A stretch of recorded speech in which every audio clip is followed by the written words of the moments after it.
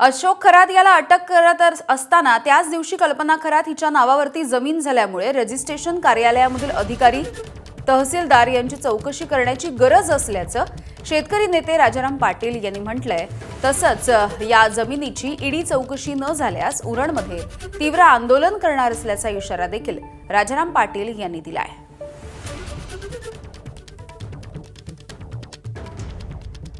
बाबा अशोक खरात याला ज्या दिवशी अटक करण्यात आली होती त्याच दिवशी त्याची पत्नी कल्पना खरात हिच्या नावावरती उरण या ठिकाणची 20 गुंठे जमीन करण्यात आली होती।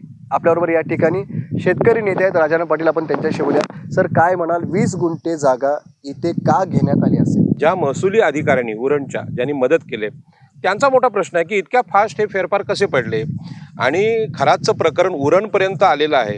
ही गोष्ट फार धोकादायक आहे की अशा आणखी किती जमीन इथे घेतल्या असेल आणि म्हणून मला ह्या प्रकरणाची ईडी चौकशीची मागणी करायची आहे। मी इथले सरकारी अधिकारी असतील किंवा कोणी एजंट असतील, जमीन देणारे असतील, हा नक्की व्यवहार कितीने झाला आहे, कारण दाखवताना हे रेट कमी दाखवतात, म्हणजे रेडी रेकनरच्या पण कमी दाखवतात, कारण का ते भाव वाढू देत नाहीत। आमच्या लोणामध्ये पण ते पाहिलं आम्ही 3 ते 4 लाखांनी खरेदी करतात, पण जमिनीचा भाव 7 ते 10 कोटी रुपये आहे इथला आता मार्केट रेट, कारण रेल्वे स्टेशन आहे, विमानतळ आहे आणि बंदर आहे JNPT, यामुळे जमिनीचे भाव वाढलेले आहेत। आता ज्या दिवशी खरातला अटक करण्यात आली त्याच दिवशी आहे तिथे रजिस्ट्रेशन कल्पना खरातच्या नावावर झालेलं आहे।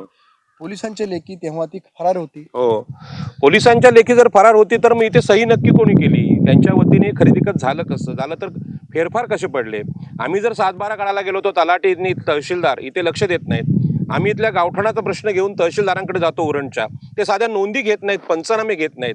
मग ह्यामध्ये नक्की किती कोटींचा भ्रष्टाचार झालाय?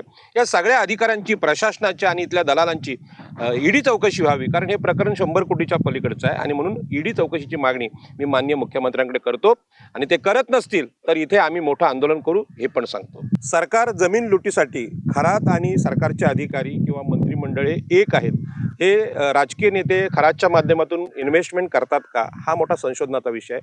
आणि म्हणून जेवढ्या बाबांनी इथे जमिनी खरेदी केल्या असतील ते बाबा, खरात बाबासारखे नाशिकचे असू दे, रायगडचे असू दे, कोकणातले असू दे, यांची चौकशी झाली पाहिजे।